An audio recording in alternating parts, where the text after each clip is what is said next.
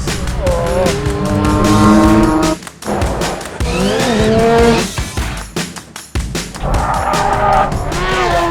I've been to a few races, but this was possibly the most surreal thing I have ever been 5 yards away from.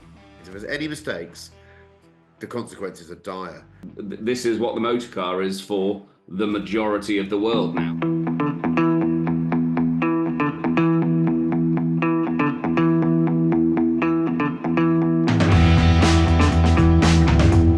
Hello, and welcome to the Collecting Addicts podcast, episode number 55. My fellow addicts point out that's Carlos Sainz's race number. He had a very, very impressive podium at the weekend. So let's start by talking about the Formula One. Manish and I were lucky enough to be there, so I'll hand over to him because he probably knows more about the race than I did. I feel most of the action was off track, to be perfectly honest. Yes. How many overtaking maneuvers did anyone count? Any of those based on real overtaking? Lewis had a broken seat afterwards, I believe. Leclerc had a problem with, I think Ferrari said that their brake ducts were a bit too small. And he Asymmetric.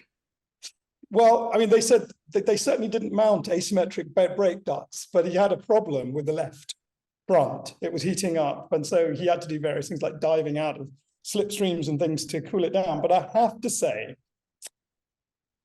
moment of the weekend for me is I was having a lovely chat with Luca Colliani, who used to be Ferrari's communications person under Luca Montezemolo, and he now works for Pirelli. And we were sitting, talking about the old times and how much better it was in those old days, all that stuff that Neil tries so hard to stop us doing, but we couldn't help it, Neil. And suddenly, the pit lane was as if 1,000 hornets had descended upon a spot that was moving. And what we realized was two people were walking the entire length of the paddock, surrounded by every single camera, iPhone, news reporter, you can name it. And basically, it was just quite surreal, Luca and I. And we just saw right there, they just walked past at this glacial pace. It was Jerry Halliwell with a face thus set. It's about 30-degree incline of her jaw, and Mr. Horner, absolutely looking fixed ahead of him. They were about a meter apart, and they were moving at about a meter a second. And they just, literally walked past us, stopped at Red Bull, and I thought they were going to leg it in, but they very, very gracefully climbed the 4 steps of the Red Bull terrace and stood there, chatting amiably for the cameras for about 20 minutes. And I've been to a few races, but this was possibly the most surreal thing I have ever been 5 yards away from. And it was really, really difficult to concentrate after that, I have to tell you. I mean, this story was like the foam that envelops an airplane when it makes a crash landing. You don't see the tail, you don't see the engines, you just see the foam. And it is foam, in my opinion. It's all foam and froth. But it absolutely nuked. Good 3 hours of Saturday, as far as I was concerned. So here's a question for everyone. When what's happening off the track, not only on the Netflix documentary, but in real life, is more interesting than what's going on the track, does that mean Formula One is in trouble? Or does that mean Formula One's in a good place? Answer that, whoever wants to. Well, maybe just for a short while. There was some good stuff happening on track. The chap I want to swap jobs with, racing driver Rob, you can't see it. He was driving Lewis's McLaren F1 208 championship winning car. But not in the race. Not in the race, no. Sadly. Event. Yeah. That was pretty exciting. It's not going to be forever, is it? It's not going to be forever. Mercedes were a bit hobbled by their brake ducts. Whether Lewis had a broken seat, that sounds a bit elementary, doesn't it? You think they'd have worked out. Seats aren't a new thing. He said I'm eternally optimistic about it. Chris, he said his left butt cheek was hanging over the seat. It cracked. That's an image I didn't hitherto have in my mind. Hard to rid it now. So no, I think at Jeddah, I'm positive. I'm optimistic. I think Jeddah's a different kind of track. We'll see. I think I've read somewhere that Toto Wolff is reported as saying, well, the championships are already over. That's a bit pessimistic. Well, So, it we was an sort awful of race. we sort of knew they would probably be over because the regs aren't changing and there's a very fast guy and a very fast car. So we probably know the result there. This Red Bull's quite a different design to the last car. In fairness, it's not like he's gone super conservative. It's quite aggressive. I'm pinching myself slightly because I've never had track access like I had at the weekend. I spent most of FP2 and the race just being driven around the infield in a little buggy with some pals, and I was about a yard away from the cars. Now I'm not Mark Hughes. I can't stand there and tell you exactly what's going to happen with the car just by looking at its stance. But I've watched a few racing cars, and I hate to say it, I fear Toto is right. If you go and stand up close and watch the way that Verstappen car goes through high speed, medium speed, and low speed corners, I wouldn't want to be the opposition. I mean, the high speed, it's absurd. And we watched the start down at T1, so we were sort of behind the sort of crash fences on T1. So we were 50 yards from that first corner, just with some mates, and one of whom might have the surname Franchitti and know an awful lot about racing cars. By lap 3, so before the DRS was active, Max was fuel saving, which is pretty staggering, really. And when these cars they sound like they've got a misfire, but they have the moment they're off the gas, they have a cylinder cut. And when you're up close, you hear it a lot more than on the telly. So Max's advantage, that 20 whatever seconds he won by from his teammate could easily have been a minute. Yeah. And I think it's a bit of a problem, really. Do you need to just give him the championship and make sure that everyone has a squabble behind? But it's not a great start for the season. I love, as a race meeting, I know it sounds bizarre. If you go and watch one race next year, get on a plane, go and have a few days in the sun and go and watch it. It's only 3 hours time difference. It's a mega experience.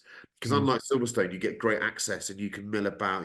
There's so few people there relative to European race. It feels quite intimate. But and it's 20 years so they've been. Yeah. Sorry, saying that it's been 20 years that they've been doing it. So they've refined it. It's as an experience. If I was going to put my money on the outcome this year, I'd say a Red Bull will win every race apart from Monaco. That's what I would say. I think the advantage is extraordinary. The Horner thing is what it is. It's a good bit of spice. Like you, I find myself, it's the only I've actually watched. I look at the Daily Mail website because, like all of us, I've got this ghoulish interest in what's going on because it's so ridiculous. And now it's all come out. Jos was Jos interested in this lady, and I spent a lot of time with her. Yeah, yeah. According to the Times, they're close friends. According to the Times, preposition. I thought you spent a lot of time in her. But I think. Once you break through all the froth and foam, as Manish says, it's a bit. I just wish we had a bit more bloody racing. Frankly, it was. I think the funny thing is when you watch it on telly, Ferrari won. Yeah, yeah. There's literally no TV at all on the Red Bulls. It was whether Red Bull said, "Oh, please, calm us down a bit. We don't want to show off this weekend." Or someone said, "Can we actually just show some racing with more than one car in the shot?" So I was shocked because when they did the podium at the end, the bloke in the red was third. He didn't win. There were these other two blokes dressed in blue. I'd not seen them for the whole race. It was there was some quite good racing on. WEC was in Qatar, not a million miles away. WEC was good. Peugeot had a bit of a last lap. That poor Peugeot. Oh, bloody hell. I mean, that was gutting. I've got a new test about whether motor racing is exciting.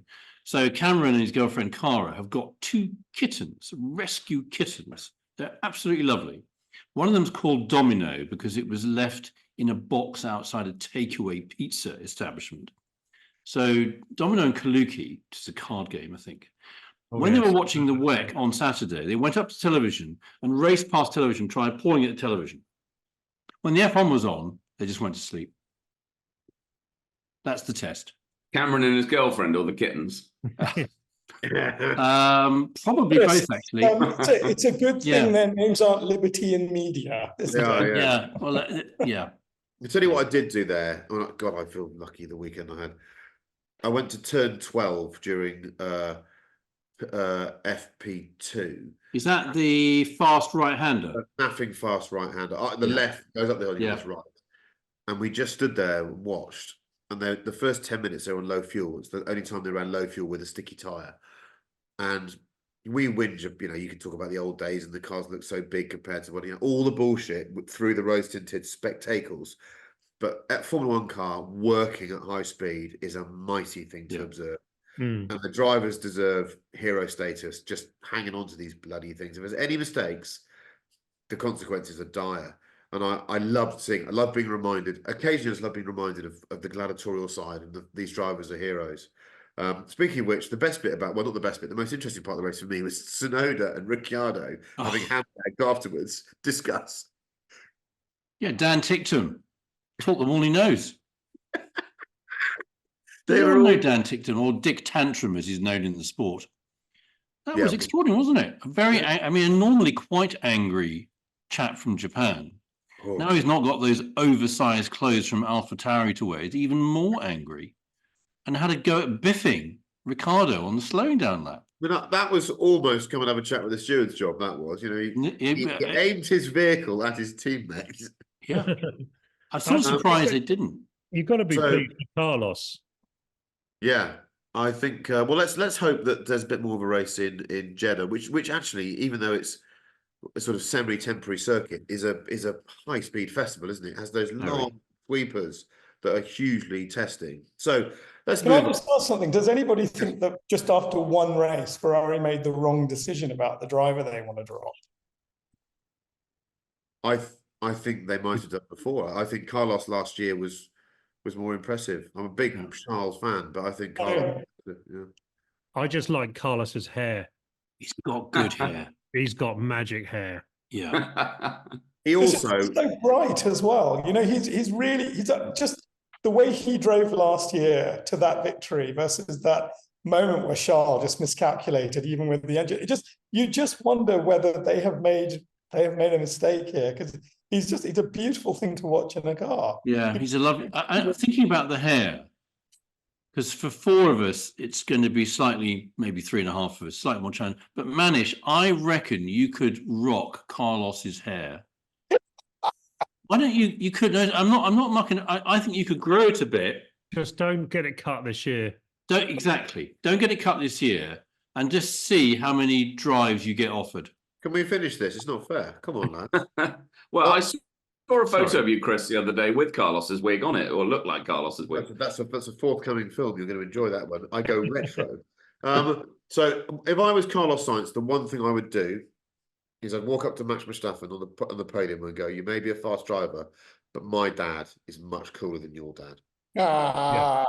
That's a low bar. King Carlos walking around that paddock is one of the coolest figures. There were some really cool people from the past and the present there, but the two that make me go, well, there's three that make me go wobbly than these. One is Damon Hill, because he's just the world's nicest man. Everything you might think he is and more.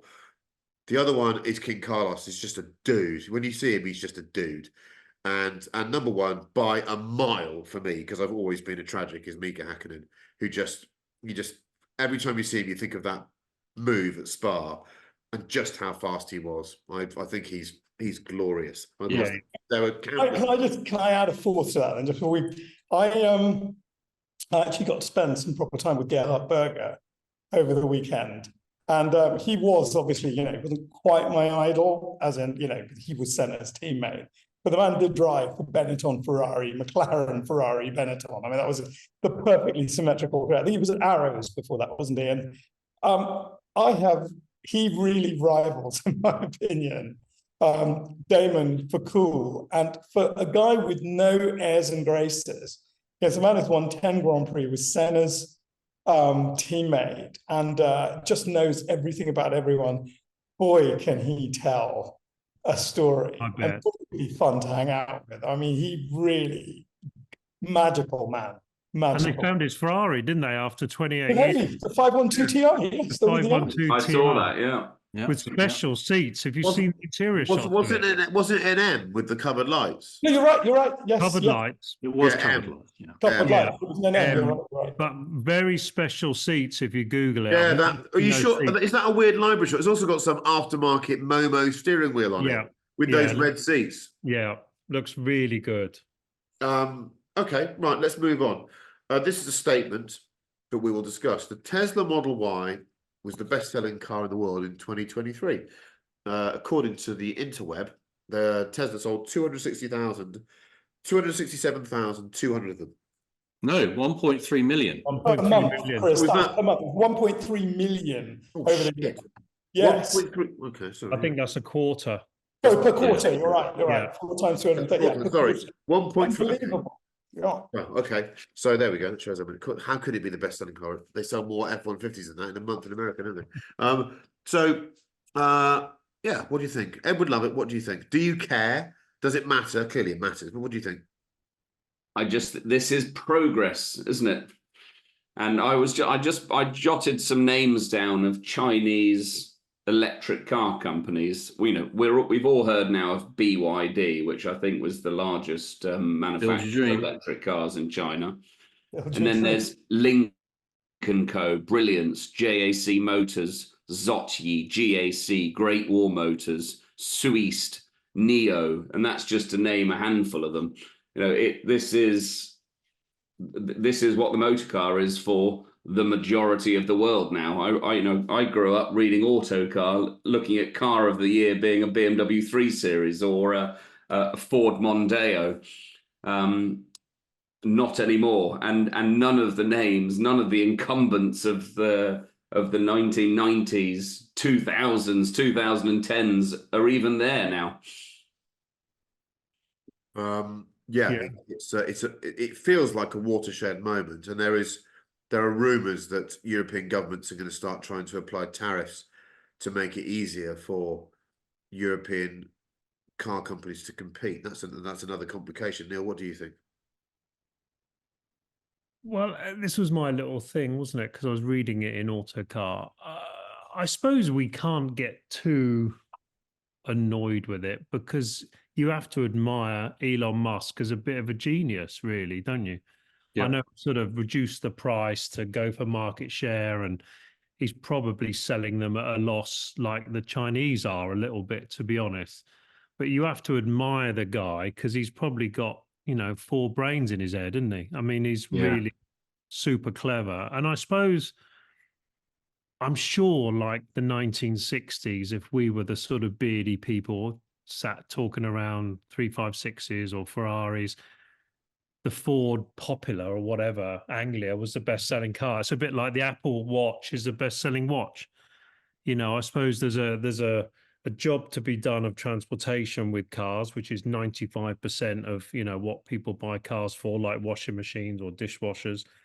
And the Tesla, what's it called? Model Y. Model Y. Yeah. I mean, as I've previously stated, I would rather walk, but I suppose he's a clever sod, so good on him, really. So he knocked Toyota Corolla off the perch. It was RAV4 Corolla, yeah. RAV4, yeah. I just think it's incredible that none of the old guard are even there anywhere to compete. There was a sort of famous quote from, is it Steve Ballmer, the Microsoft, one of the original guys. It was like the iPhone will never work because you just can't do email on it. It's got no buttons. And they took, this is the software people taking it to the car companies. I mean, the reason why, does anyone know why it was called the Y? This might be an urban myth. Why is that, Chris? Well, that's so kind of you to ask, Edward. Well, what I've understood is that he had the Model S, which he started, then he had the Model 3, and then he had the Model X. So if he had a Model Y, it would be sexy. And he thought that was funny. So it was sexy. He thought it'd be funny. You can say it. But he also missed out. He couldn't call it the Model T, could he? No, because no one would ever do that. No one would ever do that. We don't know anyone who might do that. No. There is a difference though between, you're right, I think Musk is there's a big difference though between Musk and any other car supremo leader. He's not actually in the car business. He's in the saving the planet business. He's a true believer. He honestly thinks mankind, if you can talk about person kind, people kind, is self-destructive. And that's why he's in his Mars stuff. He seriously believes it's his purpose in life to save us from ourselves. So that's why I thought transport, mobility is a big part of it. He's not per se in the car business. He doesn't really believe that as bullshit. No, well, if you read his stuff, I did something last year looking at, I looked at how did he go about cracking space and lifting stuff from the surface into, and one of the things that he spotted was the key number was, if your fourth attempt at shooting a rocket goes off, you never recover. Right. Fourth one's got to work. And I read a bit about how he got to where he was, and the reason why he's doing that is part of this. He's clearly not normal. He's got something extraordinary about him. Yeah. He clearly does believe. That's why the whole Mars thing and getting people into Mars. I've read that. And democratizing, if we think what he's done in the car industry is amazing. He's made NASA and the US space industrial complex look unbelievably old-fashioned expensive by how quickly and cheaply that stuff goes up. And when they come back down and land and they make that supersonic boom, they come down. How cool is that? Thunderbirds. Amazing. Thunderbirds, isn't it? No way it's real. It can't be real. Yeah, right. You're absolutely right. All I think is that you sell 1.2 million of these cars in a year. That's 1.2 million giant iPads taken out of circulation, because those things, they aren't just drive-by iPad. I find them as cars really unaesthetic. I don't know whether it's a car or an SUV. It sits between the two. I don't know if you've ever remember the film Sleeper with Woody Allen. Right at the beginning, have these kind of silent elect. That's what they look like to me. Yeah. They look like a mock-up from 1973 of what a car, in 2000 would look like. It's just something entirely. I think that's the remarkable thing, because BMW, Mercedes, the ultimate driving machine. It's about making something that questionably looks beautiful and drives perfectly and has the best engine. And and Tesla have proven you can come in and take huge market share from people that just want a mode of transport. There's a brilliant. The other thing I find quite incredible about this whole electric car movement is the consumer seems incredibly forgiving. They don't seem to care about, everything we cared about, or Chris, you wrote about back in the day. They don't seem to care about the road test reports, etc. Does it turn on? Are the electronics and the functionality do what they want it to do? I.e., when you change to a new iPhone or whatever, it just works and your emails are there and etc. They're just so forgiving that build quality of the new truck, they just sort of laugh at. They still want one and still order one, but they just sort of laugh at it. It's, I'm an early adopter. It's a badge of honor. I think the Apple thing is interesting. Cameron wrote to me this afternoon and he said, Tesla is the Apple of progressive motorists.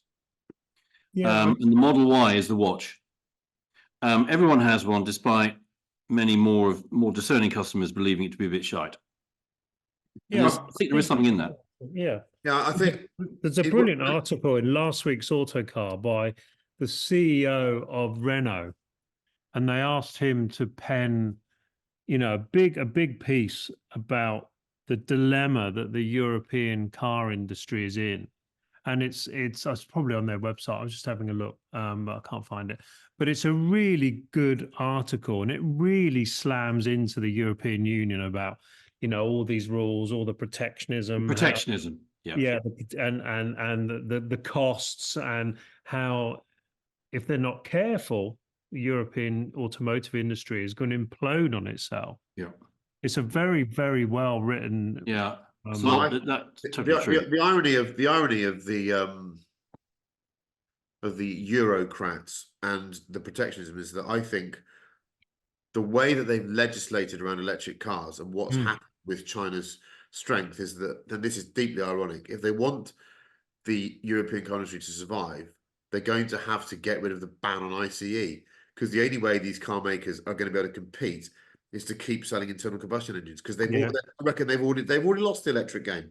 They're so far behind the curve. Yeah. And I think I admire Tesla. I really do.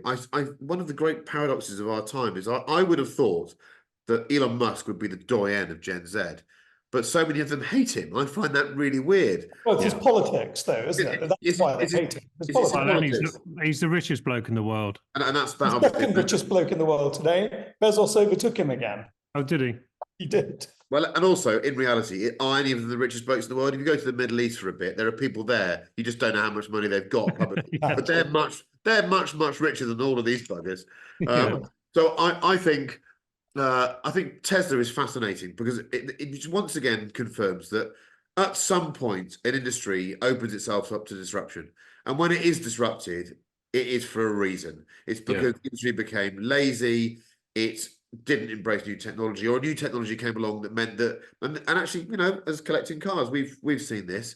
You can come along and disrupt if you start from a clean sheet of paper. But if you've got an existing business and you have to cannibalize your own business, it's very hard to give it up. Technology. I defy any management team to do that. I mean, if you're BMW, the idea of saying, well, we're not going to make the cars that make us money. We're going to make cars that make no money, because that's what we think we should be doing.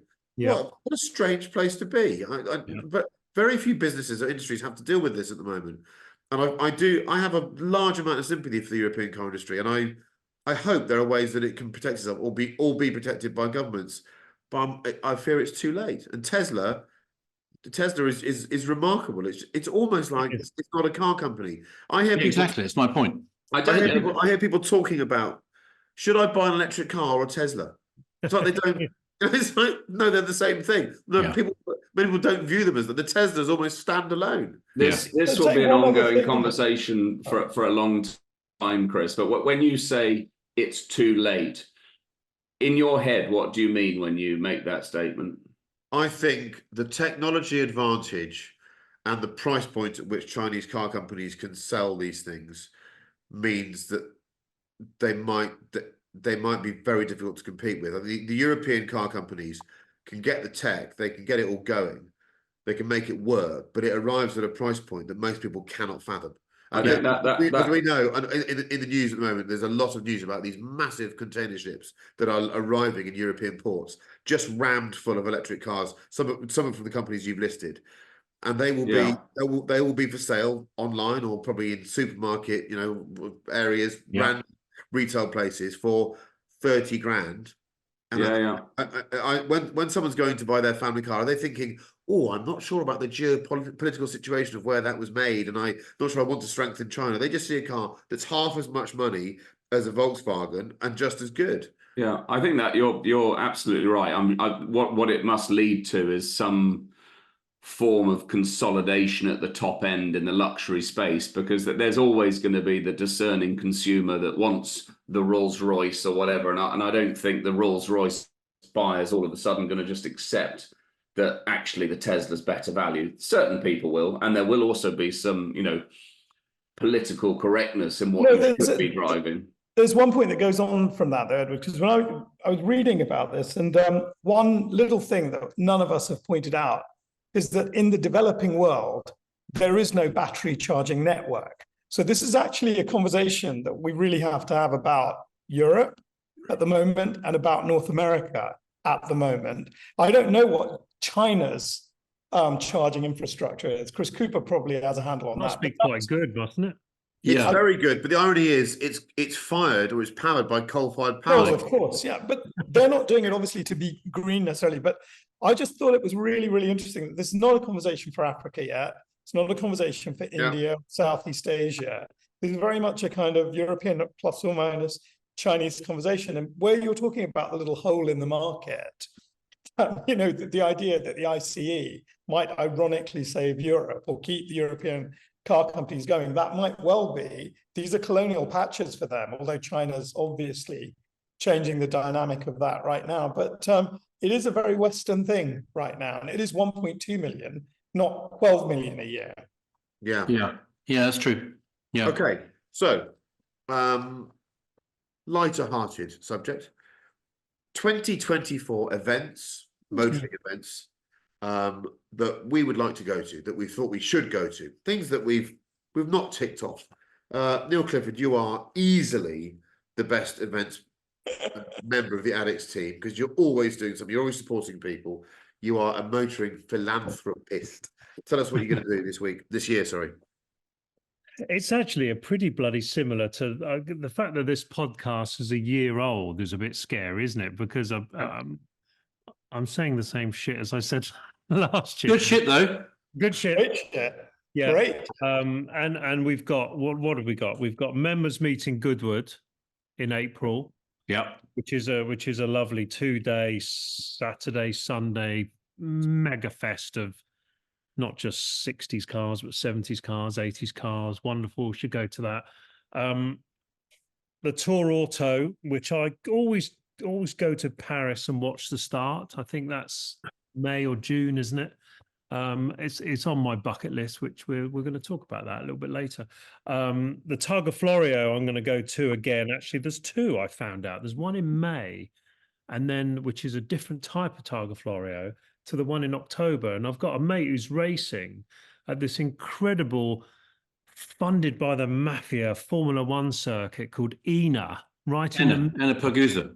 Yeah, and I think it held a couple of Formula One races in 60s, Graham Hill and all that lot. And I went there last year to watch a demo with my mates, and there's an actual proper classic F1 race there this year, so I'm going to go to that. So I bookended the Targa Florio on one weekend, and then I'm staying there in Sicily, and I'm going to the ENA thing and then the next weekend. And then we've obviously got Goodwood. We've obviously got all of our wonderful oily fingernailed events like Chelsea Walsh and COP and all of that, and I'll try and fit as many of those as I possibly can. And then we've got Revival in September. So there's a lot to do, actually. And I'm going to try to do as many of it as bloody possible because they're just great. Sounds fantastic. Yes, and we should all do it. We should. We should. Edward Lovett, what are you going to do? Well, what would you like to do? We've got our Collecting Cars worldwide coffee run on the 18th of May. So make sure you've got that jotted down. If you're in Australia, it will be the 19th of May because Australia, apparently the kids all play sport on Saturdays.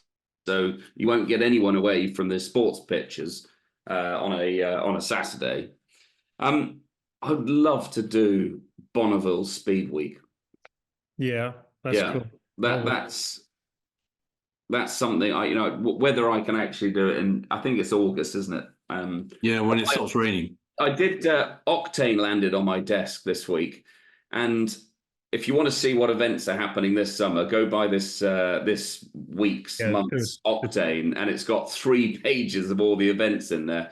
What's quite incredible is when you get into August and September, how many events are competing for each other, how many concourses there are around the world competing for each other during those months is quite remarkable. One I did spot, which is on the 2nd to the 4th of August, is Classic Days in Dusseldorf, where they got 4,000 classic cars turning up. So for anyone in Europe or the UK, that's a very easy dash in a car or a plane over to Dusseldorf to go and gorp on some amazing German classics. Yeah.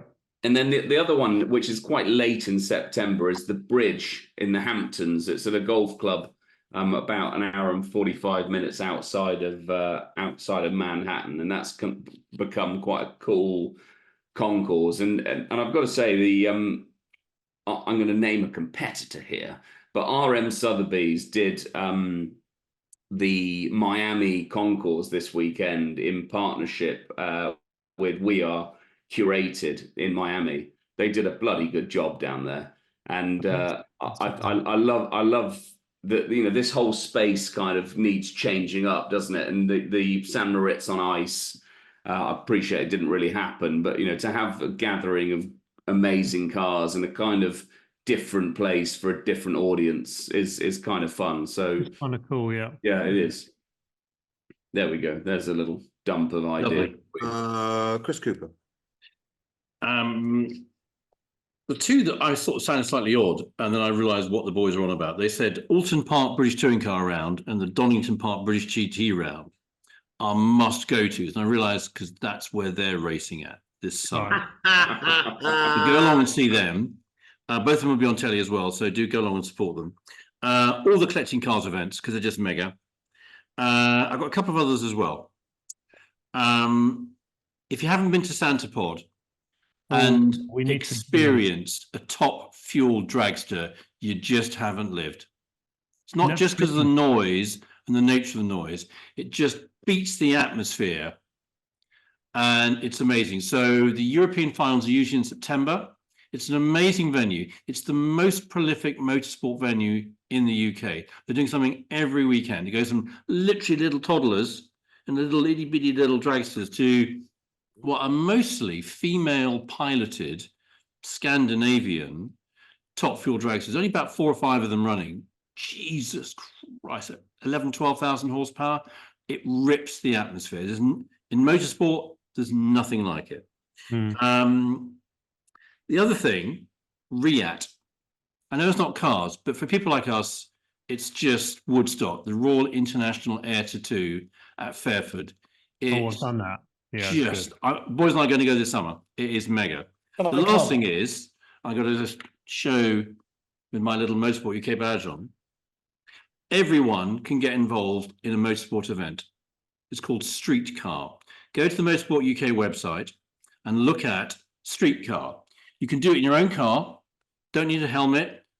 It's a free license. You can apply online and get it online. Don't need a roll cage. Don't need any modifications.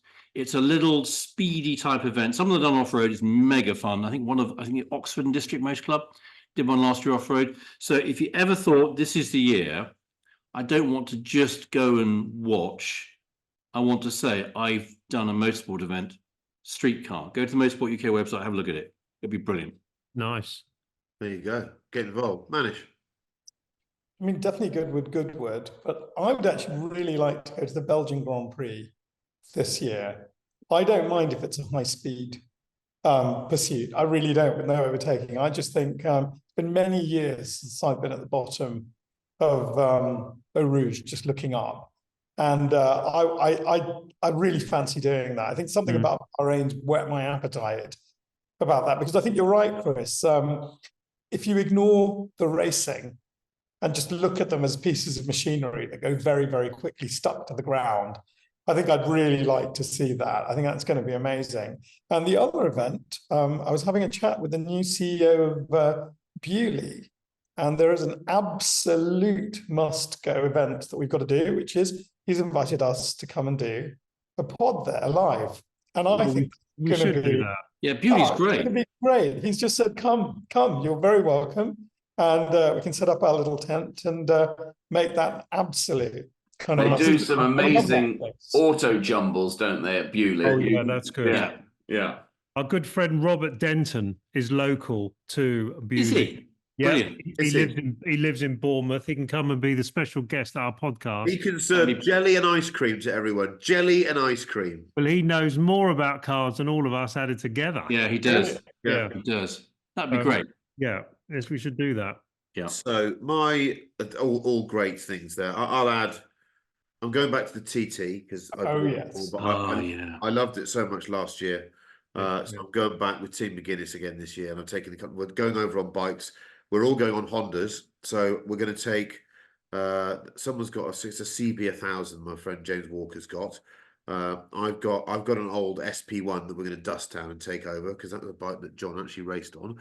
And I think we're going to get one of these new CBR 600s. Honda just bought out a new 600, which has been launched next week in Europe. So I think either I will end up purchasing one or we'll buy one between us, and we'll all swap bikes and go there. That is the best spectator event I've ever been to, and as long as it exists, I think I'll go every year. I've written here, I'm going to go to a local track day. I sometimes fear that the lesser circuits aren't getting the numbers that they should be getting. So I think we should all look at going to look up your local track, go there, go to an evening track day, treat yourself, put some shit old tyres on the car, go there, have a chat to people, and tear it up. It's a good thing to do. True. I want to do a gravel rally in my Escort. I want to do a single venue rally in my Escort as well. Single venue rallying might be the future of the sport in the UK. What Yeah. is that? That's when you effectively go to Brands Hatch, for example, Yeah. and they run different stages that go different ways around the circuit. Then when stage 4, you're suddenly going flat out through the car park, or they're very inventive and they're really good events. And they just they run through car parks and up the straight the wrong way. And you go into the trees. It's mad. It's accurate, but it's a way of doing skids without upsetting the Forestry Commission. Which is expensive these days. Yeah, I know. So I want to do one of those, and actually the one that I'm looking forward to is that beautiful Darren from Destination Nürburgring has managed to squeeze me into their May trip to the Nürburgring. So I'm going to go there in whatever car I've got, probably the Banana, and just go and drive around for a day because I've not been there for a long time. It's a special place, and I thought I've got a bit sniffy about it. Unless I'm going there in someone else's GT3 race car, I'm not going to go. What a complete twat I was! Just go there in anything you've got. And celebrate. When is that? It's in May. It's in May. I'll send you some dates. I might have a second pass for someone, Mr. C. Oh, I'd love to. I know. So always need to be initiated. But there's and to add that Goodwood, and I'm doing the Spa 6 Hours in September, and there's some other racing. But for me, it's the local track thing. I worry. That's a good advice. That's a good call. They're going to struggle. Right. The next point on the agenda is your bucket list driving goal. Wow. Okay. Let's start with Manish. I've got one. It will never happen, but I do have one. I would love more than anything else to drive a Lamborghini Mura from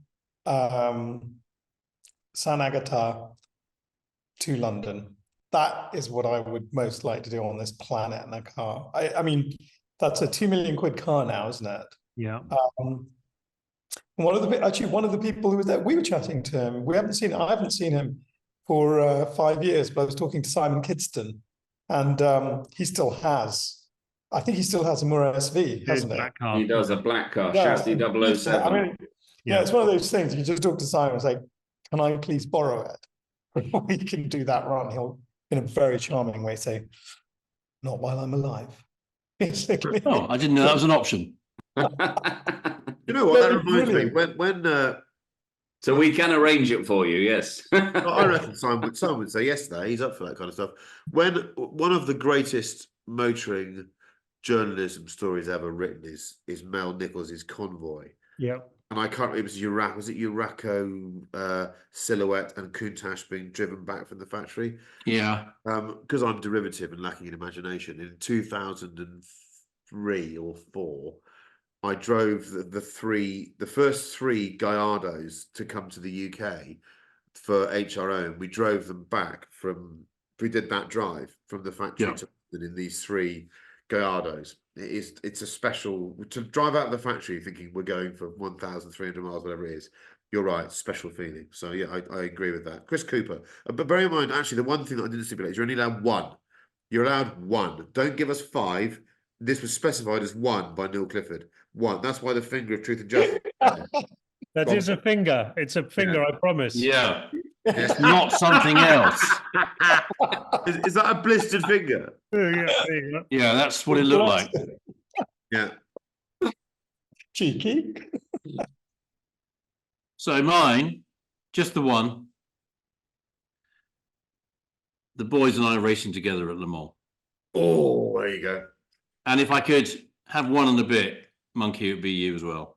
Thank you very and much. your eldest. Oh. Thank you very much. Yeah, but there's only 3 seats, so Monkey. I've seen your eldest drive, Yeah. and he's pretty handy. Lunatic. Edward Lovett. So, a couple of things. I'm going to give you one, but I'm going No, to. you're just going to give us. No, I am going to give you one. I'm going to give you one. Eddie Reid question. Eddie Reid question.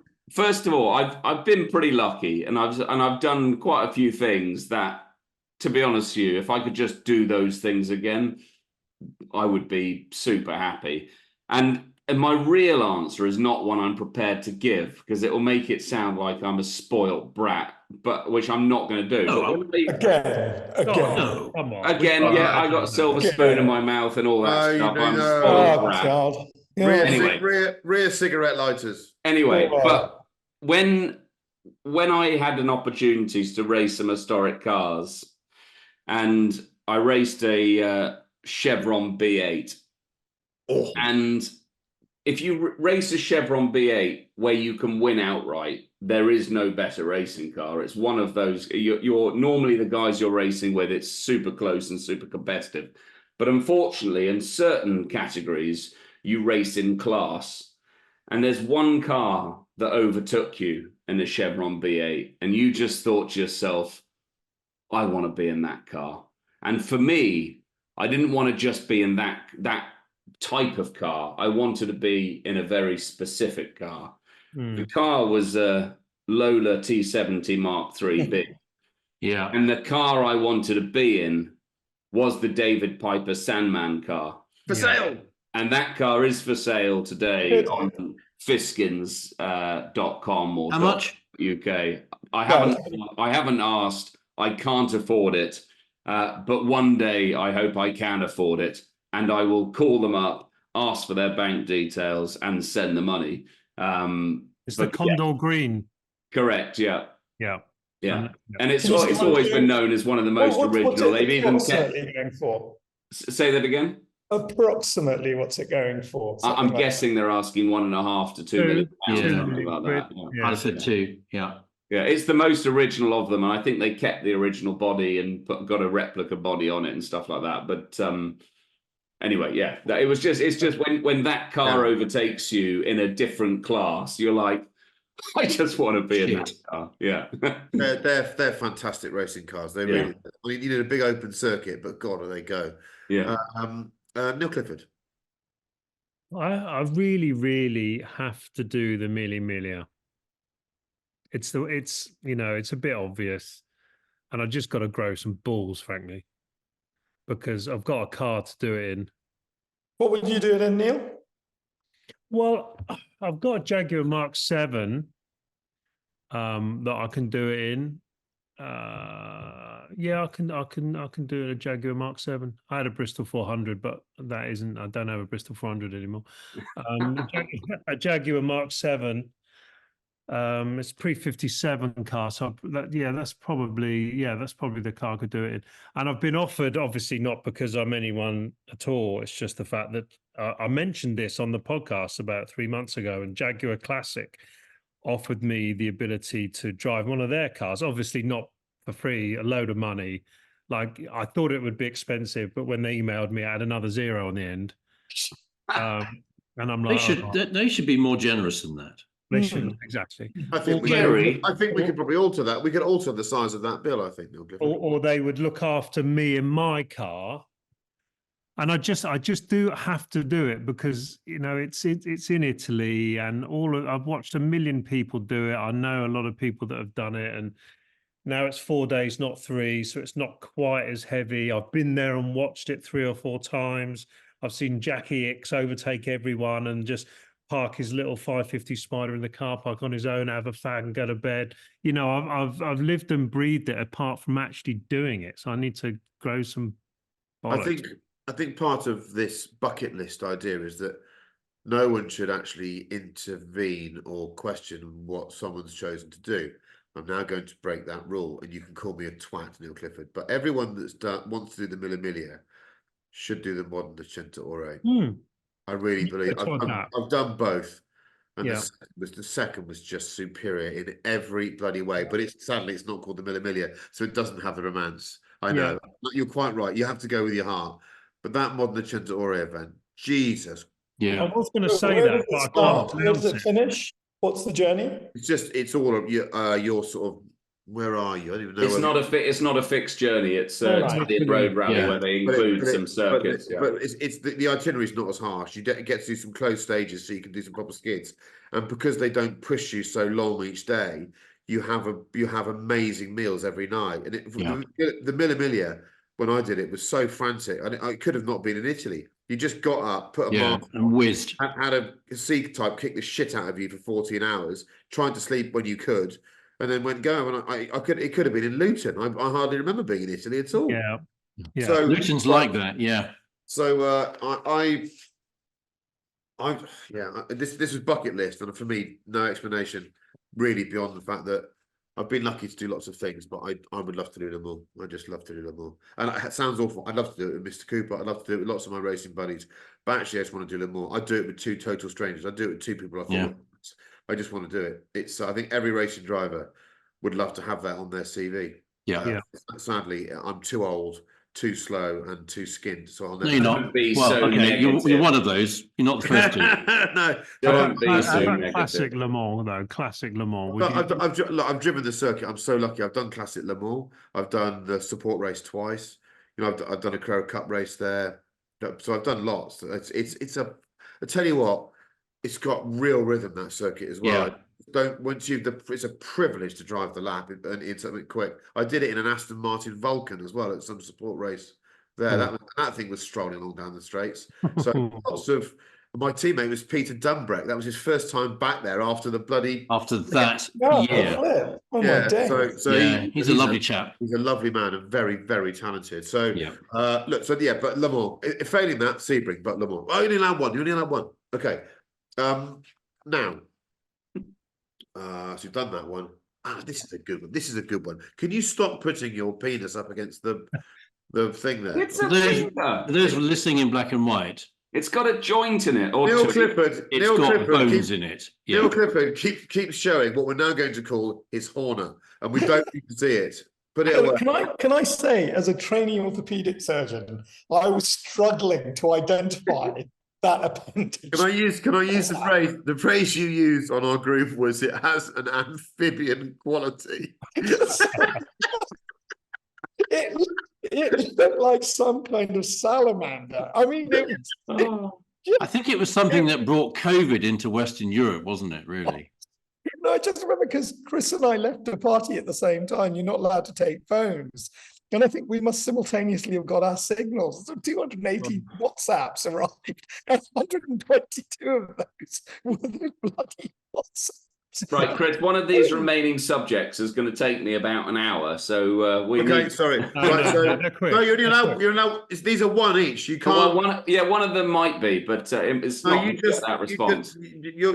Eddie's not going to have to play by the rules. So the first one here is you're allowed one Merc for life. Chris Cooper.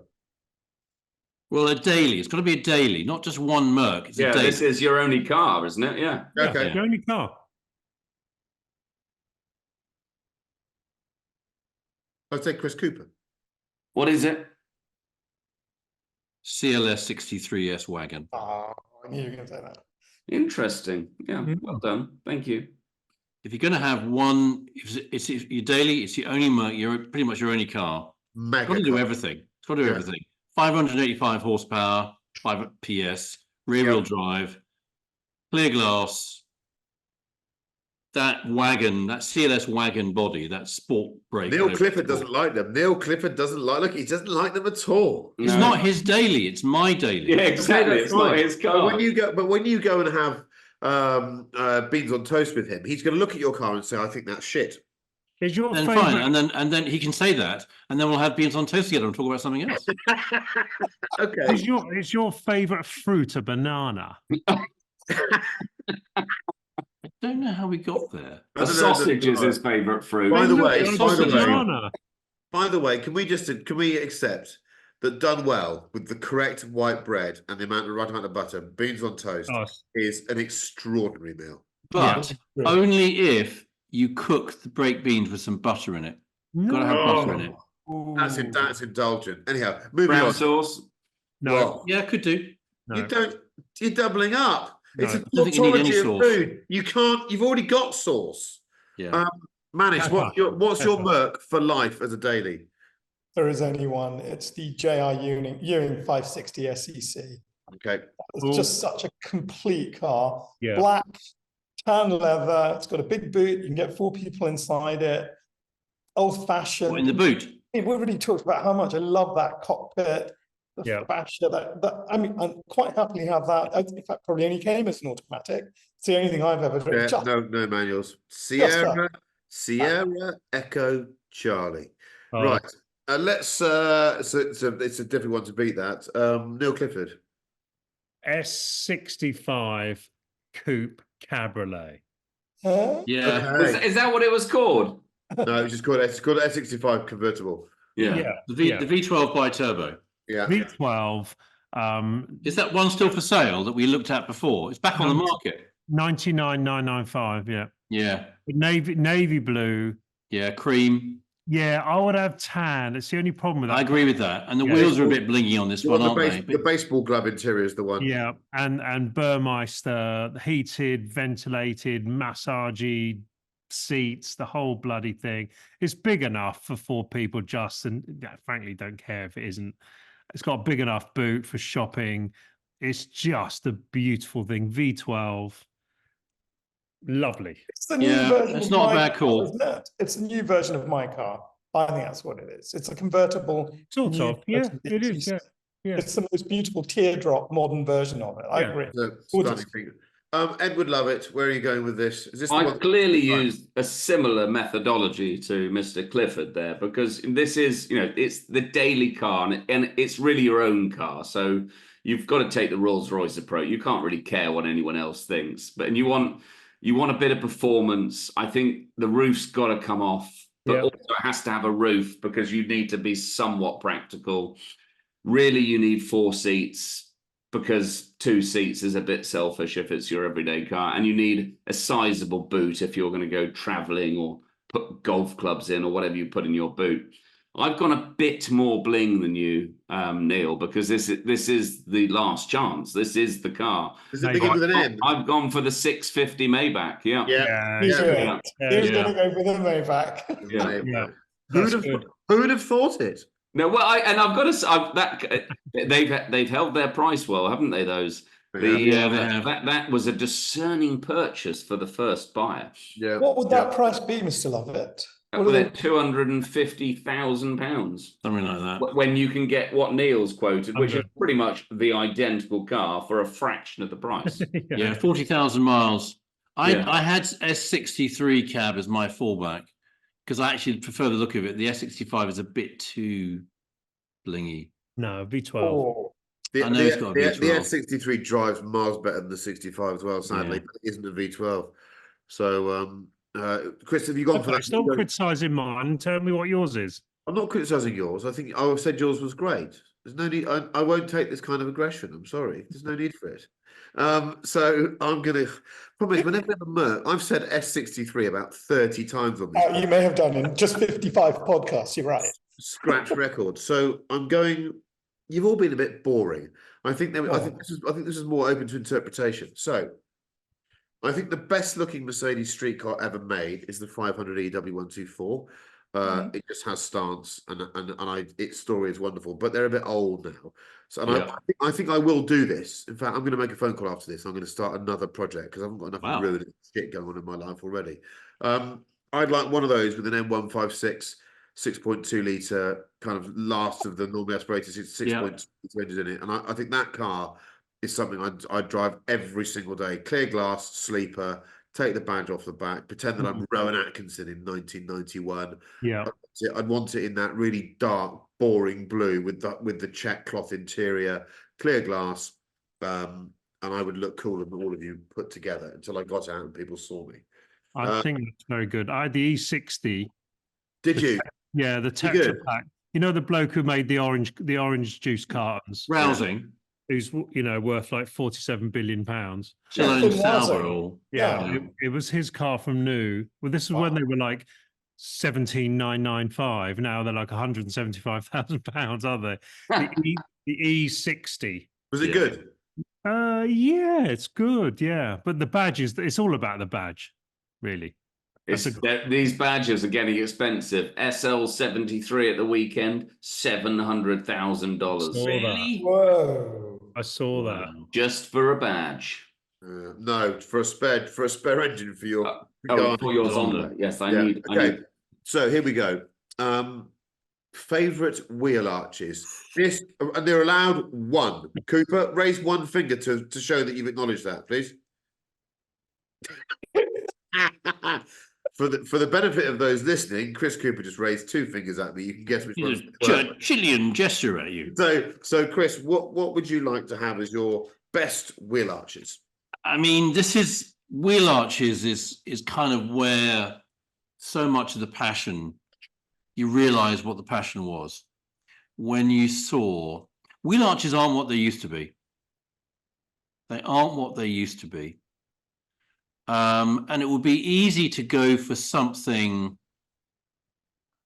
Just give us an answer, Don't love. start naming all of our ones. Just name your own bloody one. I haven't said anything yet. Hold God, on, you guys hold are on. tetchy. You guys should stop drinking water and have some beer. Chill. He's providing a romantic prologue. So Chris, carry on, please. Carry on weeping from your What was that moment? What was that moment when you followed a car and I thought, gee, look at the arches on that? Mhm. And there had to be something. They obviously changed everything about the car. And for me, it always comes back to an Audi Quattro, the original Quattro. Yeah. Following one, it must have been late 80s.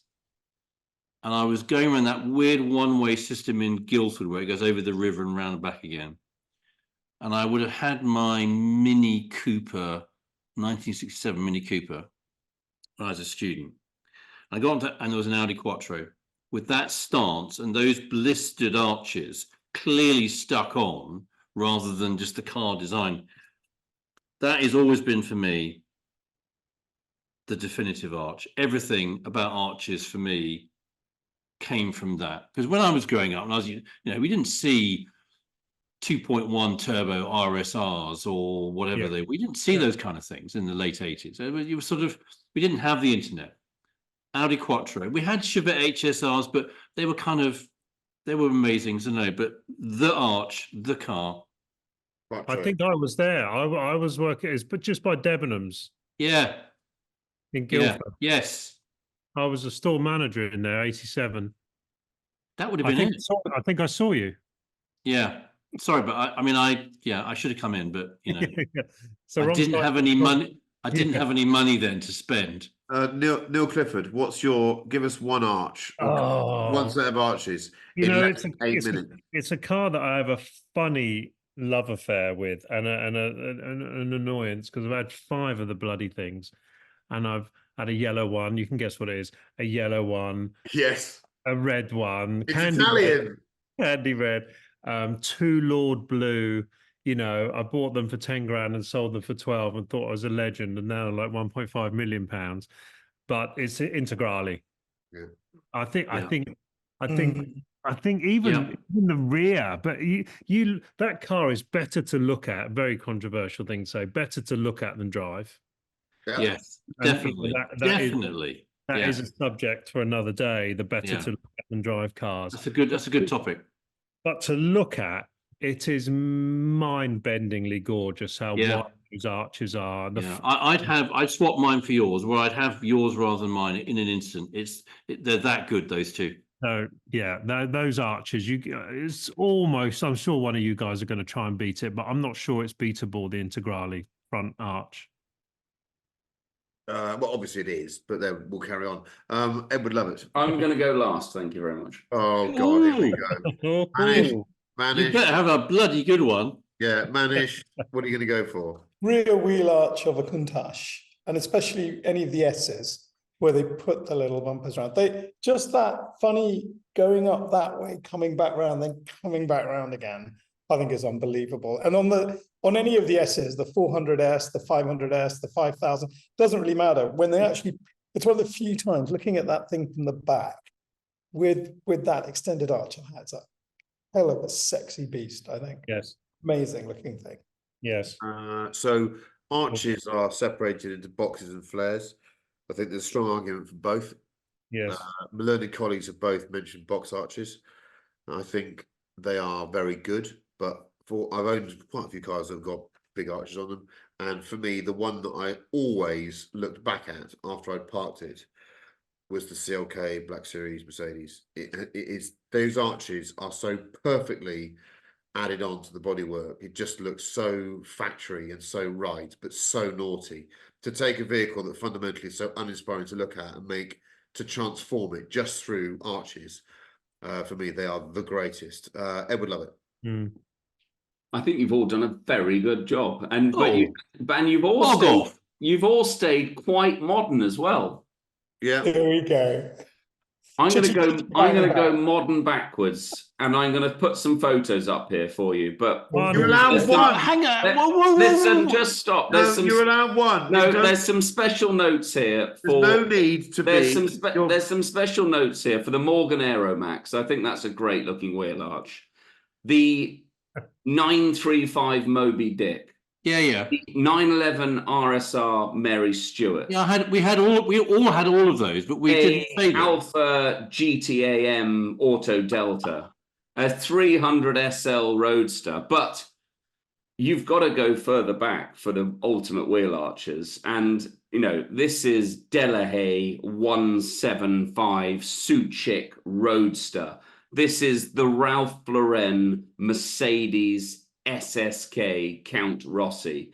Yeah. Go and Google those two last cars. Yeah, we don't need to Google it. We know already. That era of wheel arch, wheel covers, those cars are just staggeringly beautiful. And I talked earlier on about the events and all these concourses that go on around in the world. When you go and see one of these cars that's come out of a 5 or 10 year restoration from a devoted car billionaire, they are just outstanding. Yeah. I like it. Also, I like the interpretation of wheel arch as well, wheel cover. I think that was very good, Ed. Thank you very much. So the 2-car garage is now coming up. Hold on. It's on my photographs. It's by Furious GTA. I'm sure we know this person. You're a successful high-end cheesemonger living somewhere near Land's End, where you sell only the most expensive cheeses around to multimillionaires for their lavish cheese and wine parties. You acquired a new and very wealthy customer who will pay a premium for your cheesy comestibles. Bonus point if you can name where that phrase comes from. The only problem is he lives somewhere. God, what's going on there? Bugger off, I've just lost that. Hold on. I've got it if you want me to read it. The only problem is he lives somewhere just outside John O'Groats, and he doesn't give you much notice when he's throwing one of his parties. Solve the problem of avoiding unnecessary stops at all service stations whose names sound like cheeses. You require a fast, modern classic estate car that is quick enough to get to the other end of the country in time, but frugal enough that you won't need to make more than a couple of stops. The customer is paying you handsomely, so you also decide you will treat yourself to a brand new estate to fulfill the same task if ever the old car lets you down. Combined budget for both estates is £100,000, and everyone's going to choose an Alpina B5 estate. No, sorry, no, they're not. I know, okay. Which and because you are so vociferous, Chris Cooper, and you're clearly 7 lagers in, you can go first. I've had 1 bottle of beer. There's so much to love about this one. I just love. Comestible is an underused word. It is, yep, it is. Yeah. Except by you, Chris. Well, I love it. I think it's got some alliterative loveliness about cheesy comestible. I love it. And Land's End and John O'Groats and so forth. So, and I think there's a bit of symmetry here, I think. And I think it's very important to read this one carefully. A fast, modern classic estate car. How modern is a modern classic? I reckon late 90s, early 2000s. Also, but can I qualify one thing? When was the first really fast estate car? They haven't been around that long. No. It says a fast, modern classic estate car. It doesn't say really fast. It says a fast, modern classic estate car. Yeah. That's frugal enough so you don't need to make too many stops at the wrong kind of service station. So coming from Land's End, you'd want to get past Goridano before you had to stop. Are you going to talk us through every aspect of this? We've actually read it as well, just FYI. It would be, so the classic would be an E46 330 diesel Touring. Yeah, okay. That was the They car were I learned. amazing cars. I learned how to drive the Nürburgring in one of those. Yeah. Gabby Rusin, who was Dirk Scheusman's girlfriend at the time, because I couldn't afford to hire Dirk. 2002, I took a couple of days, went out there in the spring before we did our race in that catering. I thought about a Panamera diesel V8. It's not an estate. But it's not an estate. But how much cheese would you need to get in it? So I think you could get it, but it's not an estate. That's why I didn't do it. So the symmetry is, just in case the E46 did expire, you'd have an Alpina D3. Yeah. D3, okay. D3 estate. The Alpina, current model Alpina D3 estate is the spiritual grandchild of the 330 diesel touring. So I'd have two BMWs, both diesels, E46, 330 diesel touring, and an Alpina D3 S, I think, touring. That's what I get. If I was a high-end cheesemonger. Under the heading of cheese and service stations, the boys in Cara and I are developing the next version or the next game for another time. I like that. Well, lads, we got through it. Neil Clifford. I obviously have read it too, but I've slightly avoided the word classic. Modern. You read some of it, you mean? Yeah, I've got, the best estate you can go out and buy now is a 520 diesel BMW estate. I had one in Sicily for a week. It's just a brilliant thing. And I don't know what it does to the gallon. I think it was a diesel. I can't believe it. It's a diesel, right? And just a brilliant car. And you probably do 450, 500 miles. So you're only filling up probably once from Land's End on the roads. And it's got all the kit, all the loveliness. So I'd go out and buy one of those, a couple of years old. So it'd be like 40 grand or something. And then you'd have 60 grand left. And I would go and buy a B5 Alpina for myself touring, because it's just, I'm late to Alpina. I want to say the word Alpina as much as possible generally, because it's just magnificent. I drive it every morning. And I would hope that my 520 didn't break, because I wouldn't want to do all the miles in my Alpina, so don't lose all the money. And that's like 60 grand. So I've exactly spent 100, and I've got two BMW estates. Is it frugal enough, the B5? What do you get out of yours? 25. Yeah, I think you're allowed it. Right, with 4 BMWs in. Manish, how many BMWs are you going to have? None. I'm going to bend this question a bit for the first time. First of all, you can't do more than 70 miles an hour on most of this journey. So I think the word fast is utterly... You want to bet? Well, I mean... Literally, hold my beer. This is a professional gig.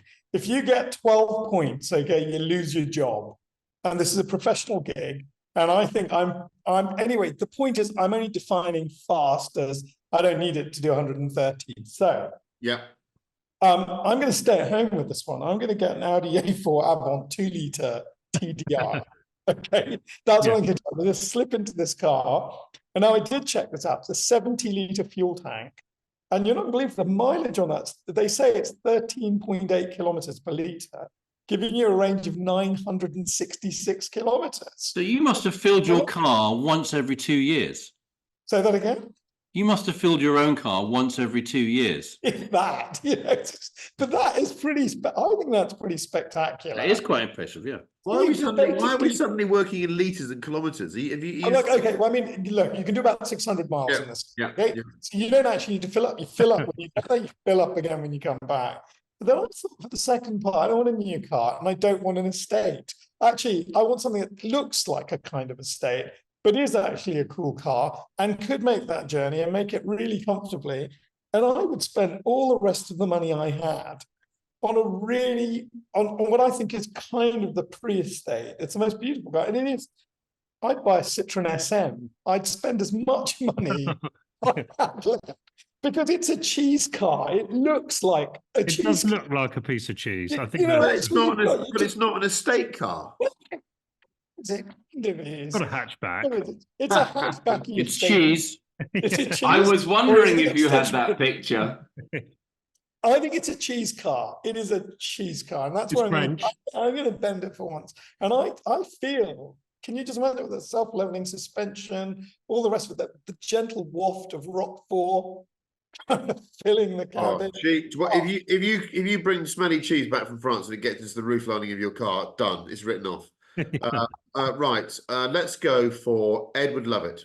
Well, Manish, as a marketeer, I'm not a marketeer, but if you were a marketeer and you're speeding, I think actually, if you got done doing 158 miles an hour up the M1 on your way to John O'Groats, you could be on the cheese, and you could have your brand on the front page of the Daily Mail. Cheese fastest legend. cheeseman. Exactly, gets caught, and your business would skyrocket overnight. Chris, could you hold that photo up you've got there of the cheese? So I haven't taken the interpretation of modern. So my first choice, which is my not new car, which looks a bit like that picture, because when I think cheese, I think yellow, is going to be the ex-Sultan of Brunei Bentley estate car in bright yellow, because that does look like a block of cheddar or something like that. Yeah. How much does that cost? Well, that's a good question, and I was thinking, I don't know how much change I've got. You haven't left. got much change. I don't have much change. Yeah, but Edward's a motor trader, so he's going to get it at a discounted price. Deal. Yeah. As I don't have much change left, I'm going to go back and buy that old B5 that's probably still at BMW Bristol. We're still waiting for a supercharger on back order. It's a good. I like the idea of that. In my early musings, I had an XJS Aventa. Yeah, nice. Yeah. I think if you're, as a cheese man, you've got to be somewhat eccentric, haven't you? So you've got to have a car to. Is it the Val d'Isere you're getting? Is that what it is? That's the Val d'Isere, the bright yellow one. Yeah. 4x4. So what have you got left? I reckon you've got a 10 grand left if we're being charitable. If we're very. I'll just put something on the Never Never. 520D on the Never Never. 520D on the tick, please, mate.